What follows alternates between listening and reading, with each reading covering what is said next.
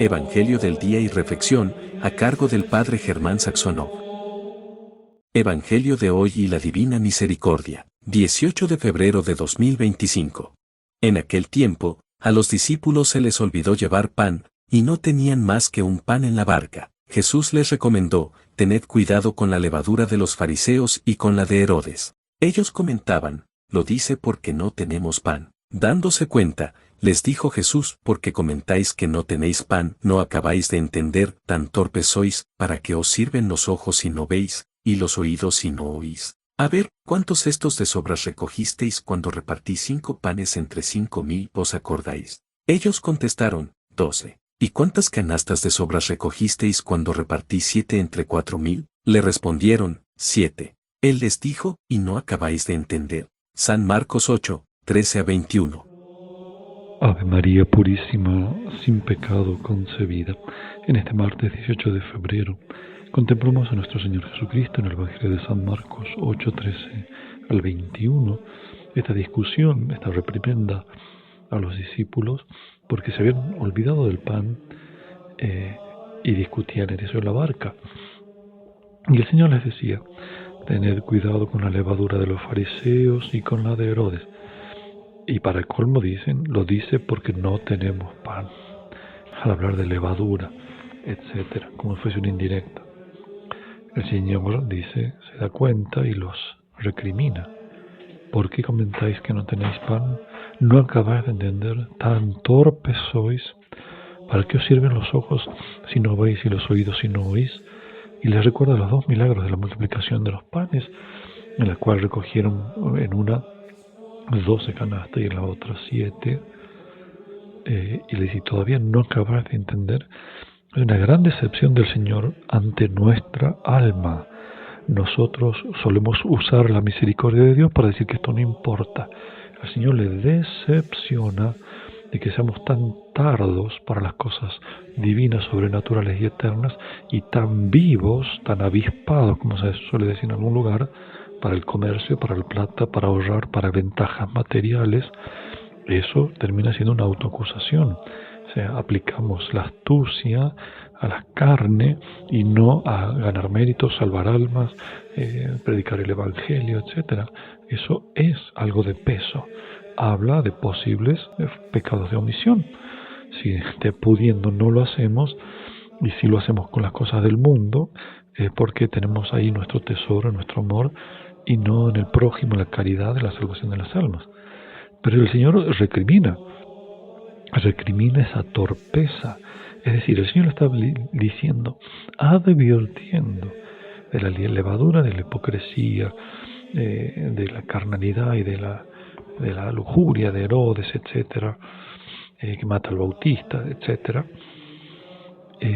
Y ellos ni siquiera están tentados con esa miseria que le están advirtiendo, se lo dice claro a futuro, sino que están muy por debajo, peleándose por el pan. Hasta incluso mezclar el discurso teológico con la falta de pan, porque tenían hambre los pobres. Y el Señor los reprime. Es una ignorancia que es una ofensa a la sabiduría infinita que está con ellos en la misma barca. Teniendo allí a Dios, no se puede seguir con estos impulsos y bajezas mundanas. Nosotros hemos recibido el Espíritu Santo, hemos recibido la gracia bautismal.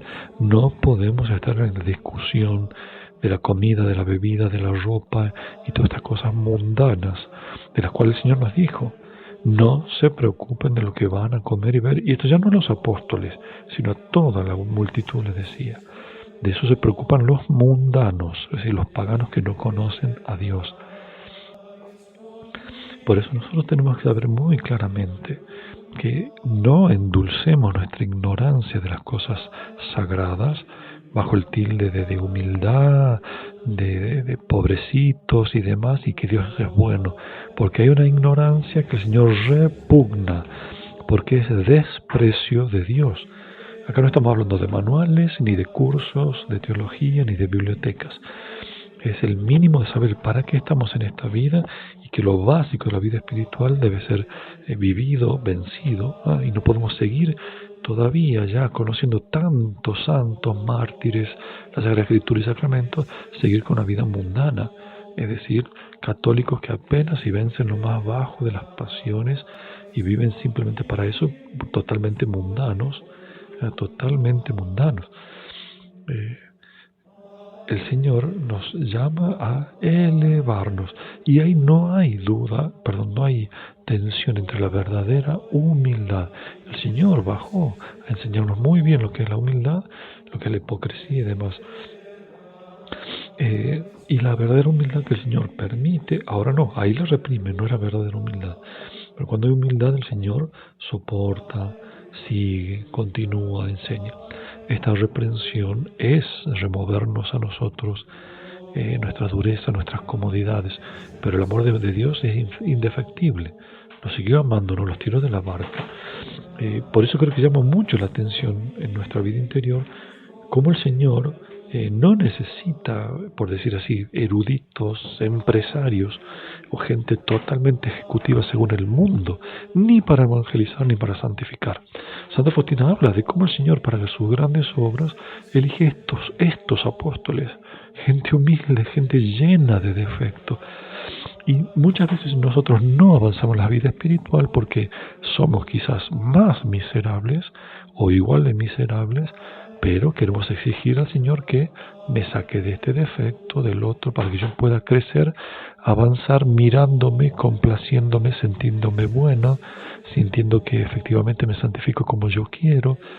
No nos entregamos, sino que constantemente nos miramos a nosotros mismos. Que lamentablemente es un gran mal de este tiempo, de las falsas espiritualidades católicas de este último siglo, el estar mirándonos a nosotros. Nosotros como comunidad, nosotros como familia, nosotros como grupo, nosotros, siempre nosotros, y lo más importante somos nosotros. Y eso se refleja en lo interior. Yo arriba, yo abajo, yo cómo me siento, yo qué estimo, qué es lo que yo siento, yo y el espíritu y yo, etc.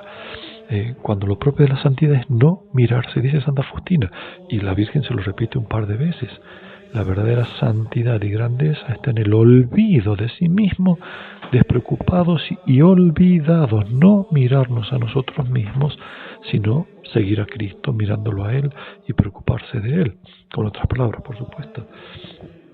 No vamos a entrar en verdadera espiritualidad hasta que no dejemos de mirarnos a nosotros mismos, consultarnos, lo que significa ser esclavo de los sentimientos, de las ganas, frenarse, desanimarse en la vida espiritual cuando vemos defectos.